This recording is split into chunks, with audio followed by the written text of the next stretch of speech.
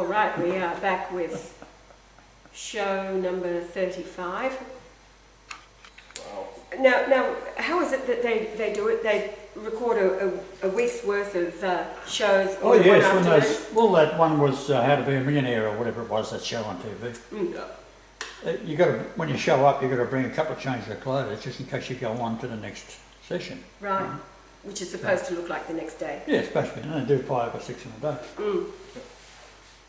So, there you go. So we don't bother changing clothes. And if we do 5 or 6 in one day, then we're ahead with the game. Have a holiday until we have to catch up.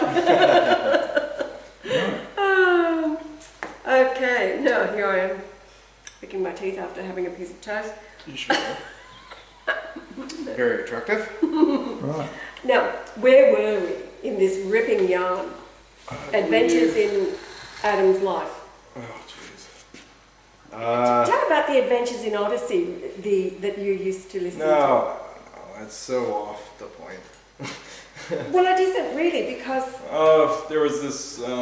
There was this radio show, or is this radio show still going today, mind you? yes, and they're all videos and tapes and things. Videos and tapes, and it's designed to have you focus on the family, and So it's it's Christian Christian based. based. It's Christian based, designed to focus on the family, and give you some morals, and yeah, and it's got all these characters in this town called Odyssey, and It's biblically based. well, Well, I fed it to you with your hello. it's not biblically based. They do have certain episodes that are biblically based, but everything else is everyday people in everyday scenarios, Yes. and basically how to overcome them in the right manner and according to the Bible. That's right, biblically based. Hello. Compare that to cartoons of today. Yes, Exactly. compare. Now, this is what you fell Absolutely. asleep to. Yeah, this was the only thing I could fall asleep to, and As you were growing I've, up. I've been that way my entire life to this day. I can't fall asleep unless I listen to music or a movie or lectures or anything. So, and I recently was listening to it, and just to Adventures get, in Odyssey. I was recently listening to it, and just to get a feel for it, and I wanted to listen to the ones that used to scare me as a child. Like, they were very intense, these episodes. So I went and listened to them again, and damn right, they ended up being about a telecommunication company that set up a telecommunication tower, like all the ones that we have for our cell phones. They set it up on Tom Riley's land. He's a character in Odyssey, and his wife ends up getting a brain tumor and dying. And it's actually caused directly by the telecommunication tower. Now, along with that, they're also setting up these new digital boxes for televisions in all these places, and all in Odyssey. And what they had found was that the violence rate started going through the roof. The kids started being violent, and all this stuff was happening, and people didn't know what was going on. And normal characters in Odyssey, they would come into Wits End, which is owned by Mr. John Avery Whitaker, and it's an ice creamery, and it's also got this thing called the Imagination Station, which he invented. And all the kids come there to learn about the history and Bible. And So he's the asking- wise old man and the teacher, the Yes. comforter of the town. Absolutely. And mind you, his character actually looks a lot like Brian, which is pretty cool. But Mom says wise old man, and no, he doesn't even look old in Odyssey. He doesn't. You see the old Tom Riley compared to Wit, and you're like, Wit's a Well, young, that's spry because he's chicken. kept young through his wisdom. Like, yeah, who'd guess that he's 6,000 years old? At least. In this round.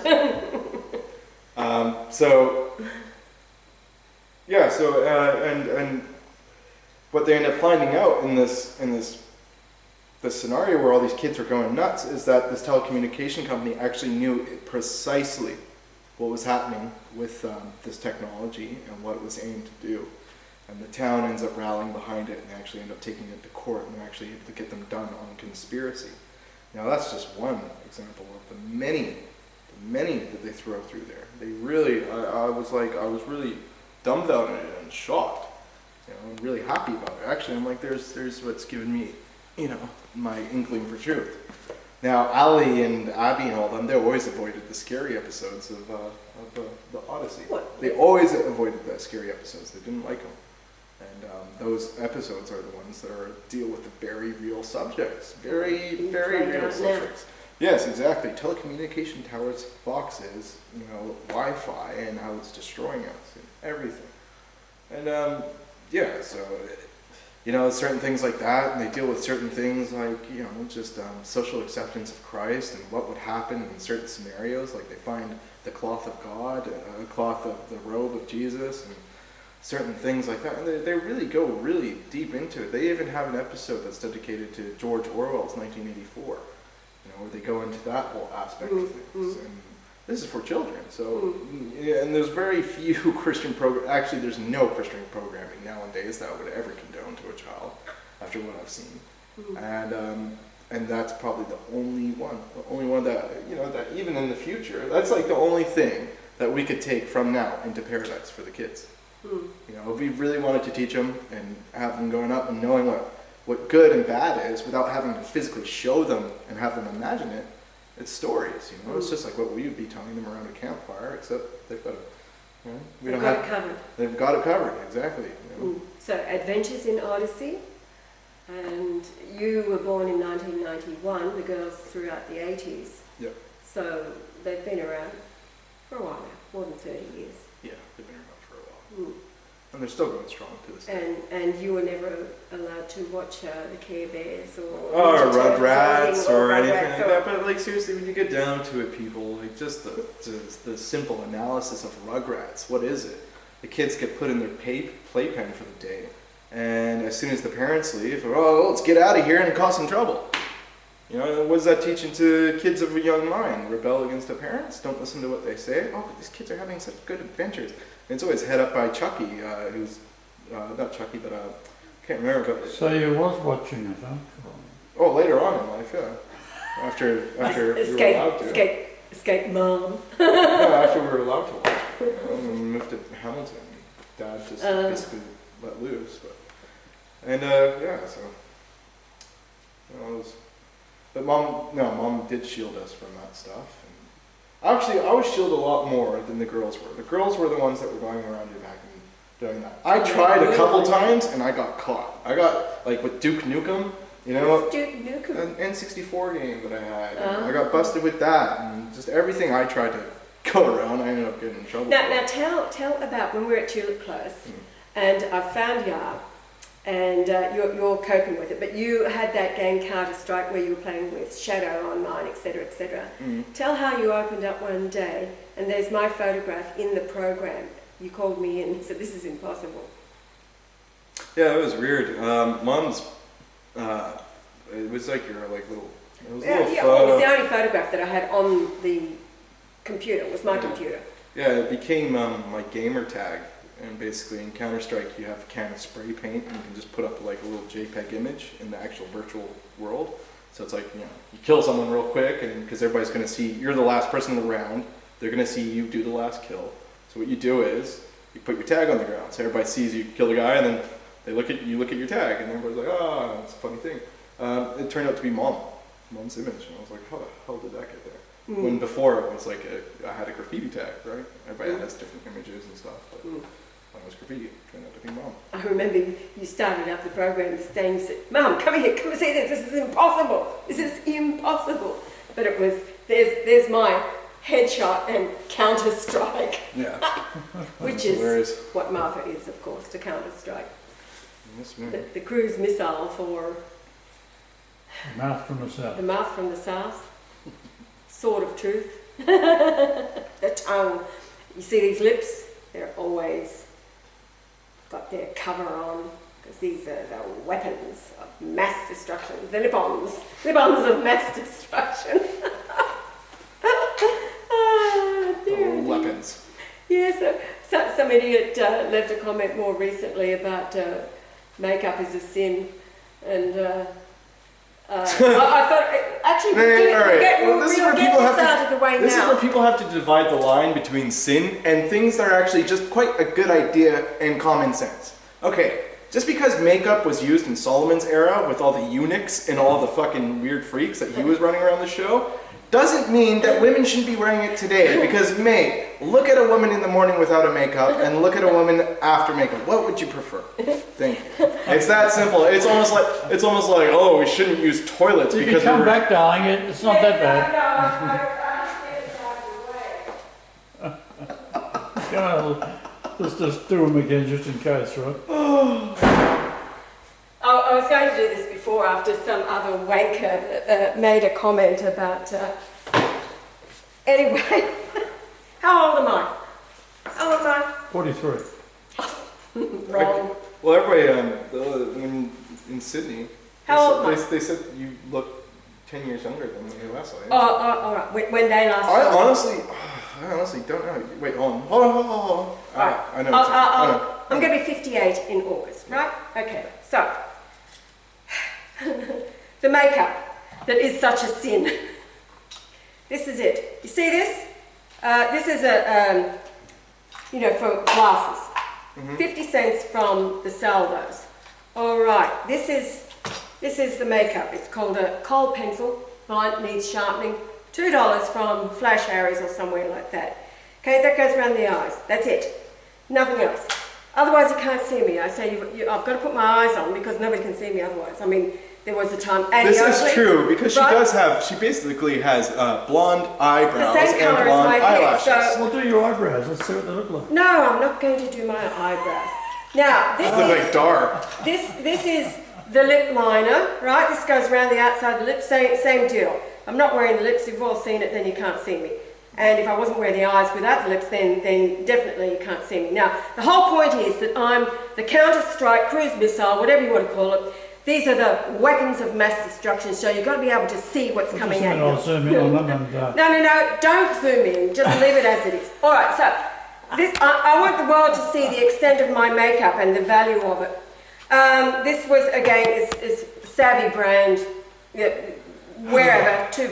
Okay, I have a pencil sharpener to sharpen both of those. Folks, Here is the lipstick that falls out. This often falls out. This is another Savvy, probably $2-3 from the same Flash Harry's. folks, let's just put it simple here. Everything in this makeup container is valued around $3.50. Roughly. So when I recently left behind my plastic bag of makeup at, remember the place where we were waiting for the Ark of the Covenant? I was there a week. It was prophetic, obviously, because it was Italian, bistro, gambling, 24/7. Take the kids while mum and dad, they can play in the ball pit while mum and dad gamble, and you can feed yourself and drink at the same time. We're there waiting for the car because of the balls up surrounding that. Run in the back by Egypt. We were slammed by Egypt. Okay. So at that time, I had items like this, which was my makeup, in a plastic bag. We're talking about a plastic, like clear Ziploc bag kind of affair. And I must have left it in the bathroom there the last day. So I go back there. As we're leaving town, and I said, did somebody hand in like a makeup bag? And the woman looked at me and she became so concerned. She said, oh my goodness gracious, no, nobody's handed in. She said, look, I'm so sorry. She said, those things are so expensive, And I just looked at her and I said, don't sweat it, hon. I took $10 and we called into the local shopping mall. And in the centre of their court thing, they have these cheap stalls, where everything's $2. And I replenished my makeup with $10, being, the black for around the eyes and the lips as the weapons of mass destruction. So the next dude that craps on about... Hold on. So you're saying you don't use any powder, no blush, no nothing like that? No. So, there you go. No. So... she's not like those girls out there now that grab that latex paste and slather on the fake skin. She's not doing any of that. So this is her natural skin tone and complexion. So yeah. So any other idiot. Actually, I left a little message for that. You're mentally ill. Here is this dude listening to Fukushima. The alert to the world. The Christ is back, and the only salvation is in knowing his name, alerting the world to the death sentence, the judgment that has been carried out. And the only way out And this idiot, a Christian, talks about, you better get rid of that makeup, Missy, it's sin. Ugh. So I left the comment that you are mentally ill. And then some other idiot that I slammed later said something, why does Martha remind me of, what's that woman that died, the one that wears the false eyelashes, and I told Tammy. her, oh, Tammy Faye Baker. Oh my God, well the only thing I had in common with Tammy Faye Baker was I think she was about my size. First of all, she could sing, and everybody knows that I cannot. Second of all, towards the end of her life, she died of cancer some years ago, was that she was tolerant towards homosexuals and was into loving homosexuals. Well, everybody knows that the Christ and myself have no tolerance for homosexuals because being tolerant toward them is not love. You are condemning them to being annihilated along with all the other demons on the earth. And it's not about the fact of actually hating homosexuals. It's the fact that, okay, we understand it. We get the whole aspect of loving each other and everything, but the fact is the act and everything. It's a perversion of the creation. It's a sickness. It's an absolute sickness. Now, that's what we're going to touch on too. What happened in Poland? No, we're not going to go. Well, I had a situation with a friend, and he was a very good friend of mine. I regard him as a brother. I regard him as one of the top friends to this day. And turns out, somewhere along the line, he was dabbling in homosexuality because he was really lost and didn't know precisely what he was feeling and exactly what his sexual preference was. And I didn't find this out till much later. And I'm like, okay, shit, how do I deal with it? That's a big kerfuffle in my life because, I don't condone homosexuality whatsoever, and I don't think that it's natural, A. I don't think that it's right, B. I don't think that I know for a fact that there's no predisposition to sex before you're born, so you're not born that way. I've seen way too much evidence about all these homosexuals being, especially males, being high in estrogen, which is all your soy products. They're packed with estrogen. And honestly, I've seen great results with testosterone treatment and running 30 miles. Turn you straight real quick, mate. But anyways, so I'm sitting there dealing with this, and I'm like, this has got me really perplexed. How do I deal with the fact that, I've got a best friend here and he's homosexual? And and that was one of my struggles, thinking. But what happened? Anyways, long story short, after y'all popped in his life, We stayed 24 hours. We were supposed to stay much longer. and after y'all just came into his life, or probably looked in his eyes once after he left, from that point on, he was cured. Cured. I say that because it is honestly a mental disease, and it's terrible. It's just as bad as saying that we're all equal. It's like calling all races equal when you turn around and say that, a homosexual person can't help that. I can't help it. That's like saying to someone that's got cancer, you can't help them. You can't cure them. It's like saying to someone that's hurt on the side of the road, you can't help them. You can't hurt. No, it's bullshit. That's a fabricated lie. And it is, honestly, most people it's a mental disorder, and other people it's traumatic experience, and a lot of other people it's pure confusion, and it's just your estrogen levels are too high. It's that simple. You got female hormones in you. It's that easy.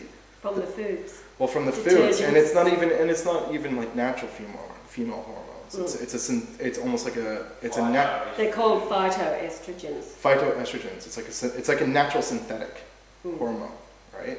It's almost like you guys have seen that movie, The Happening, where where basically everybody's committing suicide because the plants start giving off a hormone that makes everybody want to kill themselves. Well, the plants do have that effect on us. And I don't mean by the suicide, but phytoestrogens are in all of the seed oils, flaxseed, sunflower, all of the seed oils, Yeah. the polyunsaturated oils that are killing everybody, and in particular soy products, soy oils.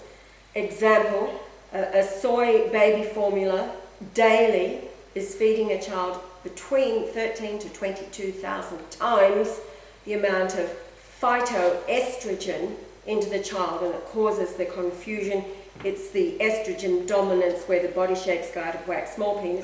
This is why we're seeing breasts and this is why we're seeing a pandemic, especially in the lower income housing places, dwellings, all through the world. Is we're seeing little girls that are going through puberty at the ages of 5 and 6, and then we have little boys that are developing breasts instead of developing proper testicles and actually dropping testes through puberty. They're developing breasts, right? and micro penises. Micro penises, and and of course this is in low income housing areas because this is all they can afford is the junk shit that they force us to eat, and tell you it's heart healthy because it's polyunsaturated. It's all a lie. and tell you that soy lowers your cholesterol. No, that's bullshit. It does lower your cholesterol, but the fact is, it does one thing while it destroys a million other things. While it's hurting you 100 other ways, they focus on the one point that because it's destroying your red blood cell count and it's throwing your hemoglobin down, because it's attacking your liver and your kidneys all at the same time. Your cholesterol goes down because your body's literally under attack. Function. Another thing too about cholesterol is that they've set the standards way too low so that everybody's having to go on statin drugs. It's another absolute lie.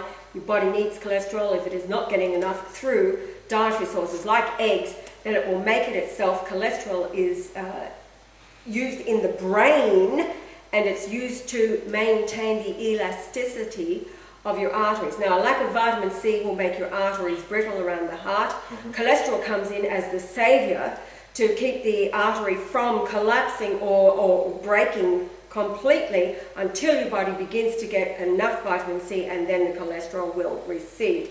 And don't be fooled. Eating McDonald's and all that shit doesn't higher good cholesterol. That's just pure fat. Not even pure fat. That is just crap. That is nothing good for you. It's almost like how 50 years ago it was sodium fluoride in our water. Now it's 1,000 different chemicals at different ratios of levels and dosages. You have no idea what it is. It's the exact same thing with the food that you're eating. Mm. You know, it's not. You can eat a burger a day from McDonald's, and each dose is going to be different every time because that meat is. There's no standard. There's no regulation on it. Mm. And naturally then the BPAs and all of the plastics that were suddenly discovered, and so now it's become the thing. Well, look at all your Coca-Cola, every single Coca-Cola can, every single can that you guys drink out of, your Stubbies and everything, all those cans are lined with BPA plastic.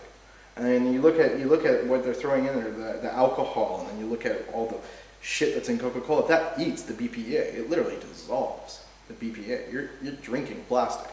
Mm. So... And it's like, the only things that they don't throw ingredients on in Australia is cigarettes and booze, and it's because the beer here causes cancer like there's no tomorrow. The beer here is the shittiest beer in the face of the planet.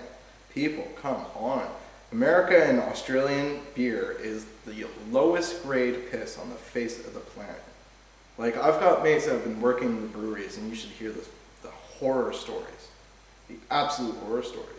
You guys aren't drinking. Can you give us an example? Well, I'll give you an extreme example for all the boxed wines that everybody loves out here. Mm. Right? And when I mean piss, I don't mean just the beer. I mean all the alcohol you guys drink out here is substandard crap. All your boxed wines, okay, they all come from the same vineyards. But the thing is, the excavators and basically the harvesting machines, they run through these vineyards. And there'll be birds' nests, there'll be wombats, there'll be a whole bunch of stuff in there, live stuff, and it all gets mulched and it all gets put into the same thing. My mate said, I had a mate that was working on there, and he actually saw the farmer's dog go into and the collar and everything, and it got mulched up, and that's what gets pressed into your wine. Oh, it gets burnt off. Don't worry, it gets steam, but. And also, for instance, for your alcohol here, all the ingredients are the most subpar, cheapest ingredients from the corners of the earth. So you're getting your barley from all your yeast and everything's coming from China. It's coming from places that the most questionable sources of the face of the planet, and this is what you're drinking. That's why if you're going to drink anything in Australia, you pay the extra $5 or whatever it is, and you go Australian brewed by a local small Australian brewery. Reason why they do it, most of those beer companies anyways tell you on the back the reason why they're doing their own brewery. literally so they can have something safe to drink. Drinking all your BBs, all your Fosters, all that crap. Lord, it causes cancer. It's got to be in bottles. It's got to be in bottles as well, 100%. But yeah, these are huge cancer causes, and that's why there's no ingredients on the bloody thing. It's like, I'm shocked when I talk to people about smoking cigarettes. I'm like, that tobacco is actually harmless. It's like the only thing that's harmful about it, right, is the smoke, because any smoke is carcinogenic. Even cannabis smoke is carcinogenic. It's not good to be inhaling any type of smoke. But the fact is, tobacco itself will not kill you. And the doses of nicotine, it's not where people are, really addicted today. It's like literally you smoke it, and a few hours later, I kind of feel like having another cigarette. Like I could have one if I wanted one. That's it. It's not like you're going, oh shit, I need another smitty, I need another smack. And that's what everybody's out there smoking these highly just saturated, irradiated, because they grow it with radiated crop nutrients. What they do is they grow it, I can't remember exactly which one it is, but it's filled with mercury and lead. It's lead and mercury based, and it's irradiated. And what it helps is it helps the crop grow during the day. Now, crops don't grow during the day, okay? They grow at night. Crops, all plants, they suck in energy during the day. They suck it in through their leaves, and then at night, that's when they utilize that energy, and that's why it looks like they go to sleep. They're actually not sleeping, they're working at night. They grow at night. It's the same with human beings. Exactly. Now, what they do with the radiated product is it actually allows for the plant to take in the energy, but to utilize it at the same time. So it's growing 24 hours. Quick harvest. And of course, they're also genetically modified seeds as well. And that's the baseline problem. And that's what they're saying. They're saying when you get lung cancer, it's not the cigarette smoke that causes the lung cancer, it's the radiation.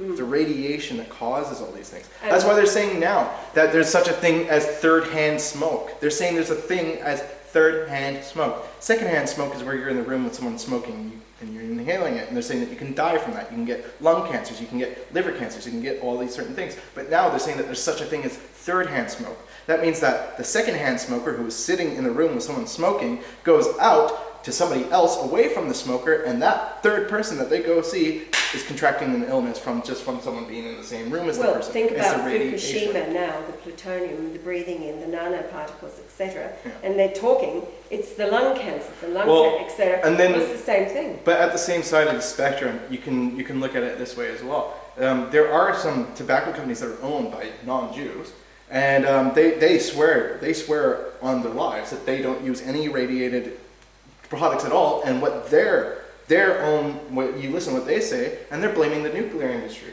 They're saying that it was all the tests in Arkansas, Alaska, and all these places. They're saying, Arizona and Alaska and Nevada. Well, they're saying, look, we're the excuse. We're the excuse for the mass amounts of death. All these people dying from smoking aren't dying from smoking-related causes. They're dying from radiation-related causes. Yes. It's that easy, right? And so yes, you do have a lot of companies using this radiated stuff, but at the same time, you have a lot of companies that are trying to do it the straight and narrow and know their history and background because their parents have been in it for generations and generations, white people, and they're saying they're speaking the truth. They're like, look, these people are dying because of radiation that's been bombarded in this country. It's like, how can you let off? What was it in something like 1,500 nukes in Nevada alone? Enough to 250 in 1 year. 250 in 1 year. It takes 2 years to prepare each bomb. So figure that out. So that's the... And in Hawaii, the lung cancer is up by 17,000%. 17,000%. 17,000%. Thyroid cancers, yeah. And that's only from 100 years ago. From 100 years ago today, 17,000%. What is that today? I know with Fukushima, it's millions. The world's finished. Yes. You either get on board or you're out of here. That's about it. And it's funny, like Israel puts their own foot in their mouths by bombing the Palestinians with depleted uranium. It's like that's dirty bombs, right? That's exactly what a dirty bomb is. Depleted. That's why I thought it was absolute madness with the world when they're going, wait for nuclear warfare. I'm like, what the fuck do you call Fallujah? Look at the children being born in Iraq. There'll be for the next 5 generations in Iraq, there'll be birth defects. And I mean, like, with the weirdest features, like children are being born with their organs on the outside and living. Okay? Now, what the hell do you call that? And they're like, oh, it's just depleted uranium. Mate, depleted uranium, what is that? That's to get depleted uranium, it's a nuclear process. These are nukes. That is a nuclear device.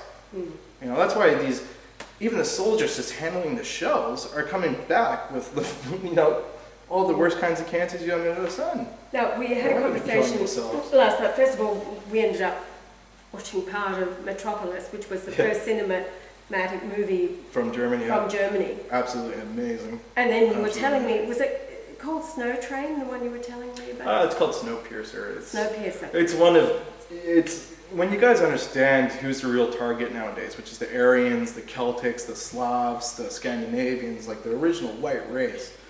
When you understand that they are truly the target here, you know, through forced immigration. Now, But- you can but break anyway. that down to the Christians. It's the Christian society. Exactly. Because remember, the Jews who crucified Jesus are the enemy of all mankind. So, And they were extradited out of 109 different countries because every time that the Jews were given an inch, what did they do? They got in, they monopolized the markets, and they systematically starved every Christian person to death. They literally got in, grabbed the market, put a stranglehold on it, and systematically tried to murder everybody that was not Jewish. That's why they were kicked out of 109 different countries. They've done it over and over again. Every chance they've got. explain Snowpiercer, the movie. No, the Snowpiercer, it's got everything in it for you. Okay, it's a train that is on a track, and the world is apocalyptic. They are literally the last civilization on the face of the planet. And you've got the head of the train. Now, the head of the train, right? As you know, the cars as they link up, that's basically social status of the world now. Okay. So where you are in regards to train and where your ticket is your status in the world. So if you had a coach ticket, you're a coach. If you're first class, you're the elite, right? So coach ticket, middle class, first class, you were the elite. And then of course you had the stowaways in the back, which were the ones that hopped onto the train, okay? Now, when you get down to it, right, they're always trying to come up with a revolution in the back, right? These stowaways. They're always trying to figure out a way to get to the head of the train, right? Now, they end up going through the movie and they end up getting through the train. Now, who is the enemy that they face here? These people on the train, they're Aryans. They dress them up as Nazis almost, okay? So what does that tell you? They're the white Christian Orthodox Aryan. So who are the people that are coming at them? They're obviously the Jew, right? They're on Exodus, they're the castaways. They always look at themselves as the down and dirty, right? The ones that have always had the shitty deal. And they're going up against what obviously looks like, Germans and Nazis. So who would they be? Obviously, it's the Jewish mentality. And so this one man that starts off at the back, he ends up getting to the very front of the train where he meets the conductor, the man that's been controlling everything. And that's where he finds out that nothing happened by chance. So when an accident happened and a bunch of people died in the cars and the carriages, he found out that was actually population control. And he found out that the wise man at the back of the train, who was a Jew, that he confided in, right? They all talked to him. He was like the wise man of the stowaway. Turns out he was always in communication with the head of the train. And that's what the head of the train said. He said, the head and the tail of the train have always been in communication. They always have to be. It's a train. And then he starts thinking back, oh my God, absolutely everything in his life has been set up. Now, the white Aryan that is telling him all this and revealing it to him and saying, look, this is how it works. This is how we're keeping civilization alive. He goes, I'm dying. I'm willing to pass it on to you. You're the only one that's really got the smarts for it, and you're the only one that we can reveal this to. So, what's he end up doing, the good old Jew? He takes the Samson option. He destroys the entire train. Destroys the last bit of civilization. Kills us. Kills everybody. Well, that's a real spoiler. I need to watch it now. Still worth a watch, mate. But, yeah, and that's it. Oh, sorry, mind you, because he crashes the train, everybody else dies. The only two to survive is an Asian and a half-caste boy. So how's that? How's that for you? The Asian, and half guy, half breed. No white man. And where are they left? They're left in the middle of like Alaska. They're like left in the middle of a mountainous, snowy terrain. They're just stuck there. They're like, I was like, yeah, that's where you're gonna get yourselves without the white race. That's your multiculturalism. That's the end of it right there.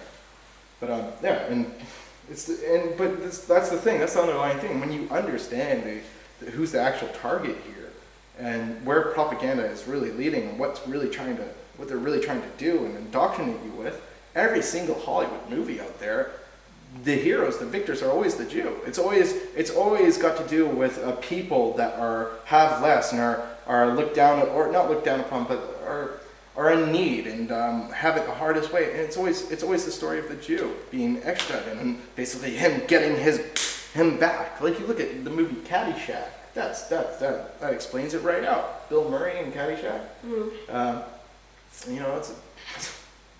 just have to watch that. And you got that Jewish comedian, what's his name? Hey, he talks like this, you know?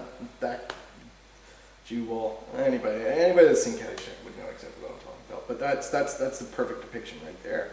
You know, there's a white man, the white Aryan, the white Orthodox Christian. He's got a beautiful club. He's got a yacht, and they're very well civilized. They're civilized people. And then, of course, the Jew comes in, and he's like, I'll make you a wager, you know? We'll play a round of golf, and I'll win, and I get to keep the resort. I get to keep the golf resort. And the guy's like, oh, okay. Oh, So they always... No. That was like the third one of Caddyshack. Okay. So that's basically a third take on of it. And of course, it's the Jew playing the white Orthodox Christian. The Jew's very clever. Now the white Orthodox Christian, he's not swearing. He's not coming up with any derogatory shit or immoral standpoints. But of course, the Jew, he's coming in and he's joking about the size of his woman's breasts, and then he's coming in and he's talking about this, and he's being loud and obnoxious, and he's basically turning the restaurant into like a disgusting, rude, filth lounge, right? Which is what they were doing to Germany. This is what they do everywhere. Yep. This is what they do everywhere. They bring in the most disgusting... Like, today's culture is not our culture. This is not white culture when you go look on the media and everything. That's the Jewish culture. When you look at the television shows, that's not our culture today, folks. That's fucking Jewish culture. You look at the Goldbergs television show out there, it's giving you an example of what family should be like. That's Jewish culture. That's what they are like, not us. That's not in our nature. Are you kidding me? You look at these stupid movies that come out. My God. Get out of here, thinking that that's our culture. That's what you think your culture is, because you don't know your ancestral history. You don't know that. You think you're Canadian. You think you're Australian. Fuck that. You're not Australian. You're not Canadian. You actually come from Germany. You come from Scandinavia. You come from Russia. You're Slavic. Your history is filled with rich, amazing history, heritage. Your ancestors. My God, the things they did. Not this filth that you see on Hollywood. Are you fucking kidding me? You think you're Canadian? My God, mate. Learn about your history. Learn about what the people that founded their land did before you went to Canada and your whole family went to Canada. Before all of that shit happened, go look at your heritage. Look at the stuff they were building with their bare hands. It outweighs anything that these Jews or anything that this culture in today's society can do. It's just, that's what I mean. That people, it's just ridiculous, right? Well, that's what the Colburn is about, treading the ancient paths. It's the paths that the ancients took, those that went before us, who spilled their blood. We're talking about the blood of the saints. The Colburn Bible records the true words of Jesus, the teachings that came from the Celts, which was known as the West. These were the Isles of the West. You had the East being Israel, well, it wasn't Israel, it was Palestine, the Holy Lands.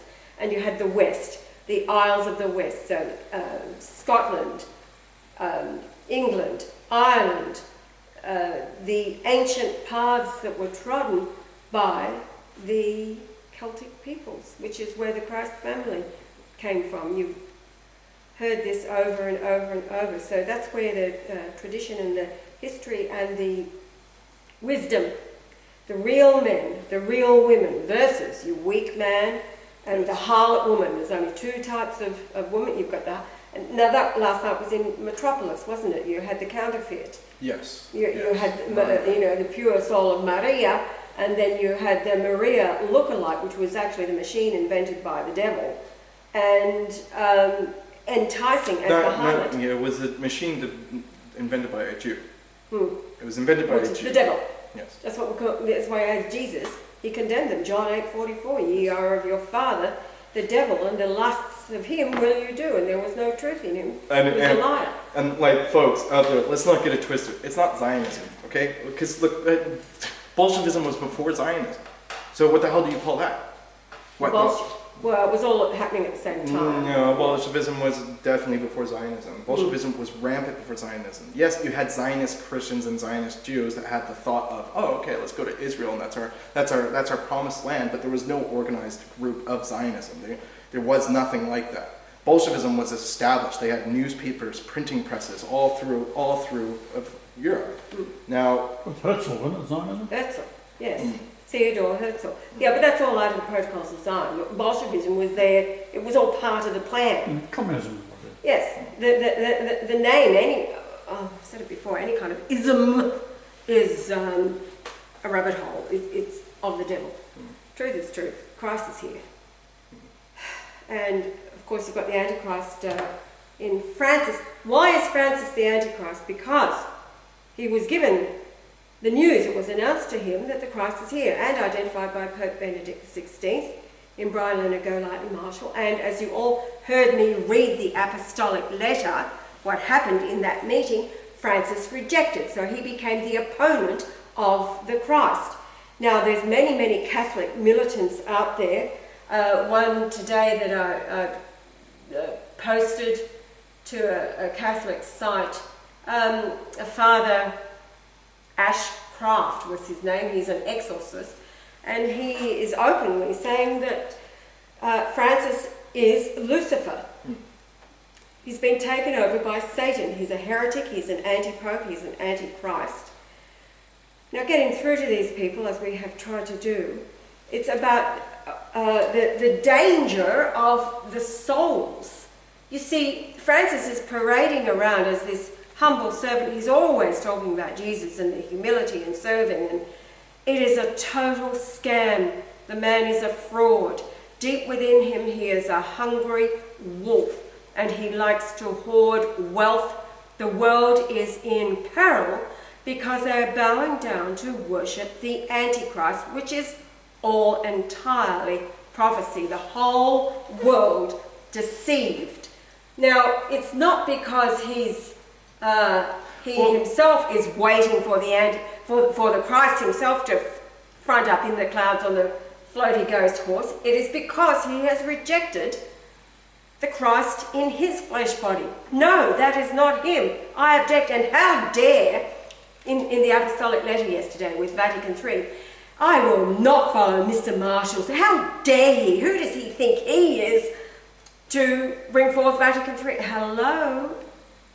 Do you see what an idiot this man is? So this morning, after I had left comments at the site, Zenit site, a Catholic site, with the apostolic letter saying that Francis is the Antichrist, and I called him an idiot. So the objection that I get is another one of the deluded. Take your hatred of Francis elsewhere, you know. I said, listen, the only hatred here is coming from the Antichrist, who is devouring the 1.2 billion souls, because they will end up going where he knows he is headed. Unless people know the name of God, the new name, Brian, then Golightly Marshall, there is no salvation for them. they know they're screwed. It's a one big soul grab. That's what they're doing. And that's described in the Revelation itself. It talks about the devil coming cast down to the earth. Woe unto the inhabitants of the earth, for the devil knows that his time is short. And so what is he doing in that time? Taking as many souls that will kiss his feet, bow down, kiss his ring, that he can. And at this point, there's close to 1 billion people doing it. Oh, he's marvellous, he's wonderful, he's this, that, and the other. In the meantime, look what he's doing, okay? It's the same thing that you see in the music industry. It's the same thing that you see in every culture. He's accepting and he's endorsing. No, he's accepting and endorsing homosexuality. He's accepting and endorsing Islam, which is the exact same thing that you see in every culture now.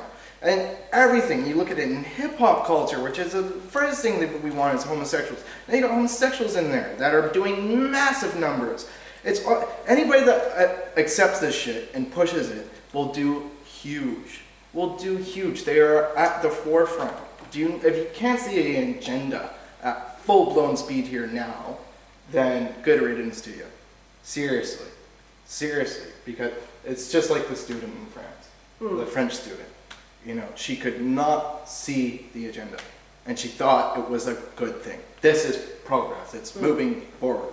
Look, I get the whole fact that moving forward is understanding a gay person's disposition, but it doesn't mean that we accept it. Doesn't mean that we go, you know what, you're absolutely right, that's okay. Go ahead, make out in public. Be on every single television show that comes across our our stations. You know, go ahead, teach our kids in school. Go ahead, teach them about mommy and mom, daddy and daddy. Go ahead. No, hell no. And she had a problem that I had that. That was like, you wouldn't let your kids see two men kissing each other? Are you kidding me? Yeah. Are you? Ask Amber what that's like. And she goes, well, if two men can't kiss each other in public, then neither can a man and a woman. I'm like, there's a difference. One is natural, the other isn't. She goes, how can you call love not natural? It was Adam and Steve in the Garden of Eden. No, it wasn't. Oh dear. How are we going for time, baby? Well, we've got 10 minutes to go. Well, we do have the Christmas present story. Oh, we haven't got around to the Christmas present story. Yes, 2010. What happened? How did you end up with us in? I was living in Cronulla and was working and not being paid. And It's the working story not of your being life, paid. isn't it?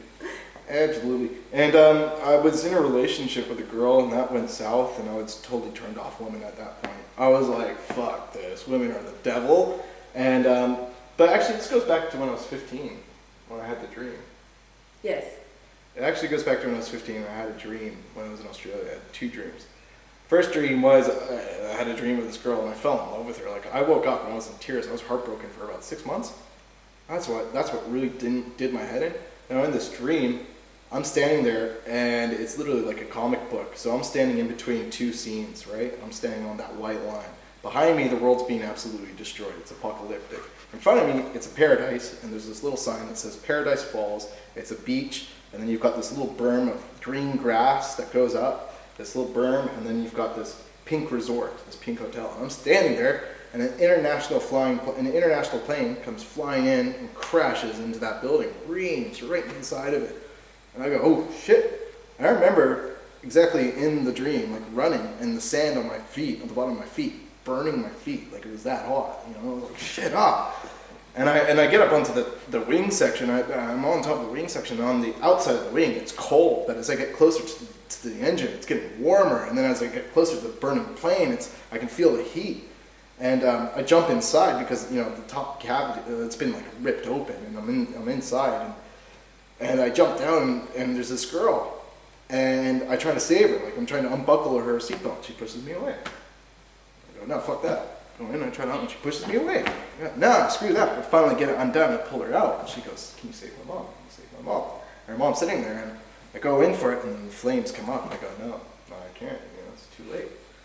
And then it pans out like a movie. We're just stuck, left there on the wing section. And then it comes back in, and it's in that scene where all the destruction is, where all the apocalyptic, and there's a wedding going on, and it pans in like a scene in a movie where it comes in like this, and you see the bride and the groom, and all of a sudden the camera goes right into my head, and then all of a sudden it's my eyes, and I'm looking at my bride in front of me. I lift the veil, and it was this girl with a cute button nose and these freckles that were just thrown over her face. She had beer-colored eyes, hazel beer-colored eyes, and she had brown hair, and she was beautiful, like blondish brown hair, and she was absolutely gorgeous.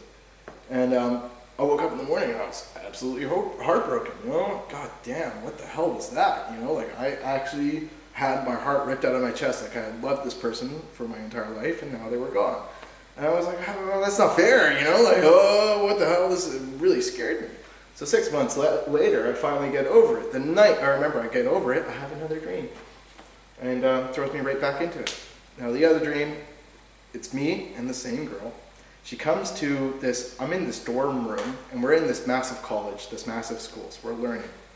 And she comes in, she knocks on my door, she goes, come on, I'm taking you for a walk. So we go for a walk around the school, around the yards, through the hallways and such. And every single person that ever did me wrong in my life met us along the hallway. And as I would get there, I would get nervous, but she would come out and she would make fun of them. She would have like a joke. They would say something and she would just go, is that yours? You know, and it would just have them fall to pieces.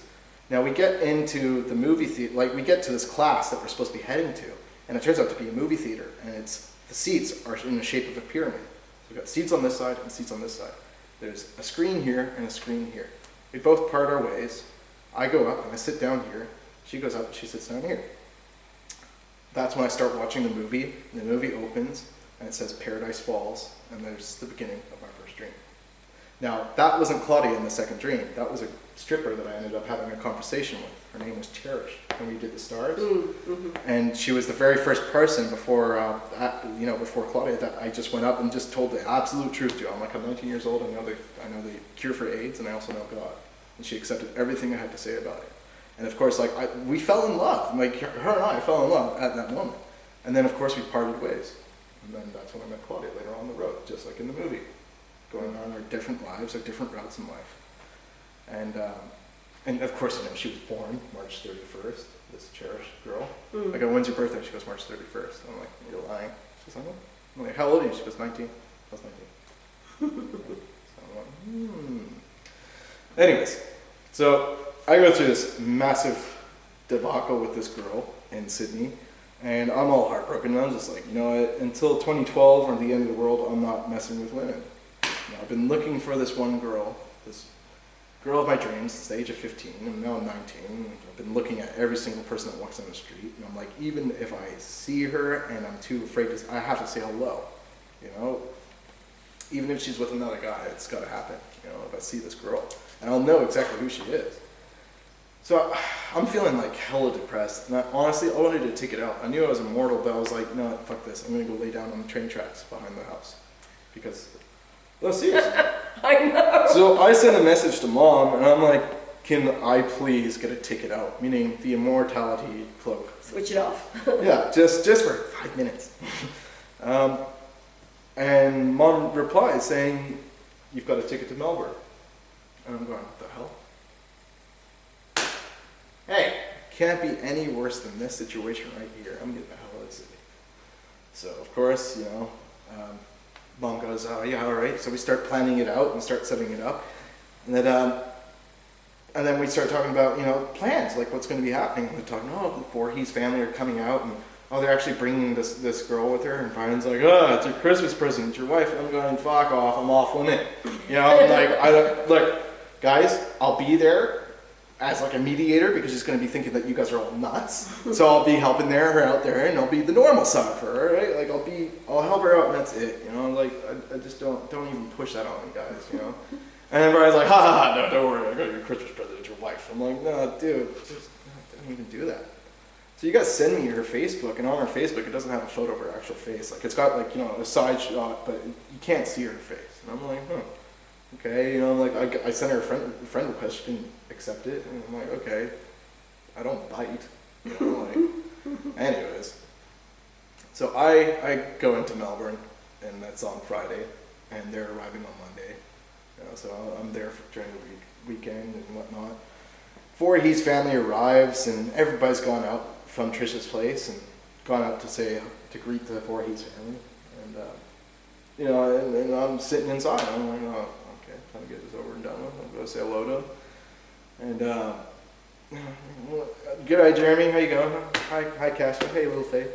And then there was Claudia, but she was in a hood, a Gap hoodie, and she had black track pants on and Nike courts, and I was like, okay, nothing special here.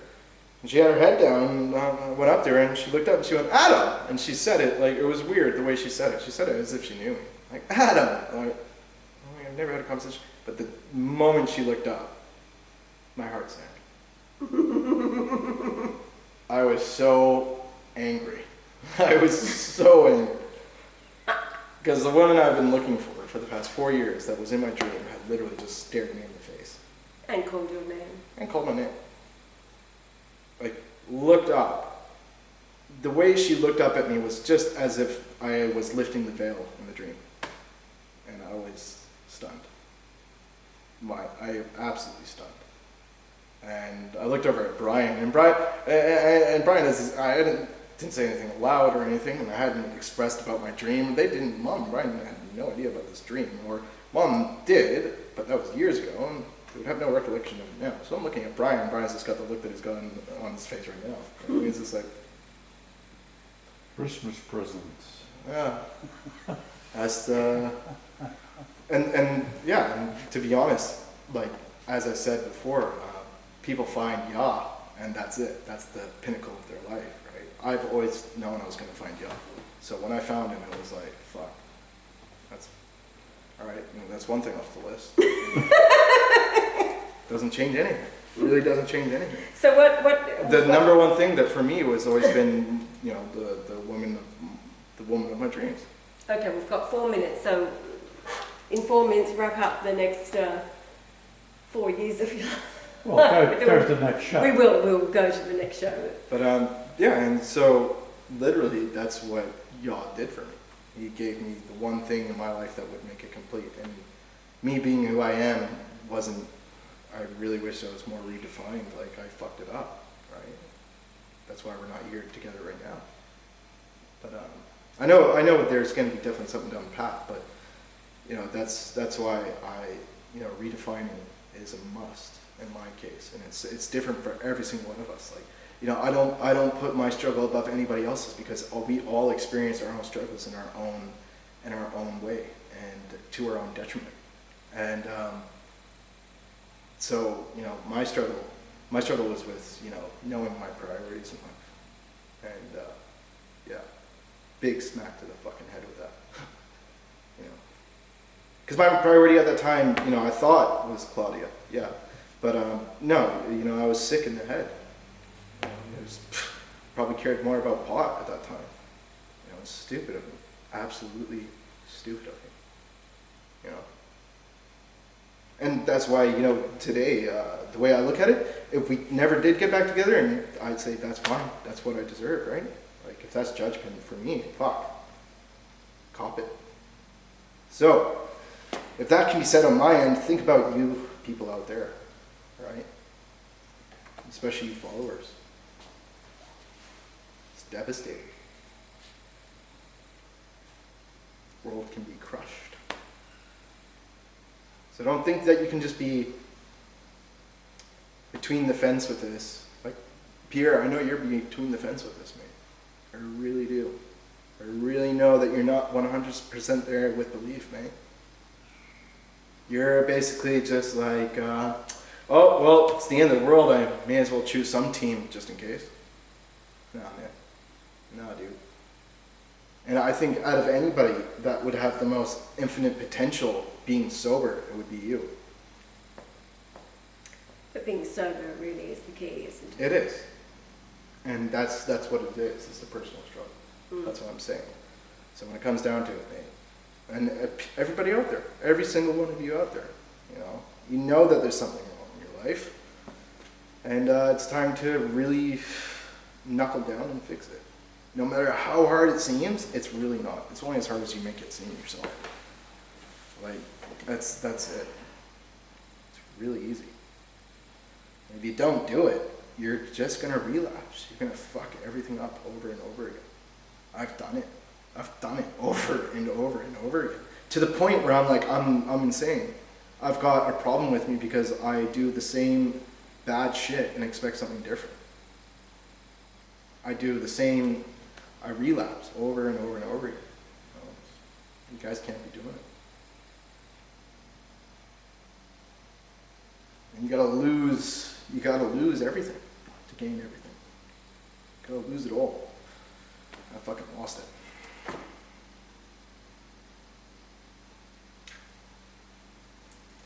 So I'll leave that to you guys. How many minutes have we got? That's it. That's it.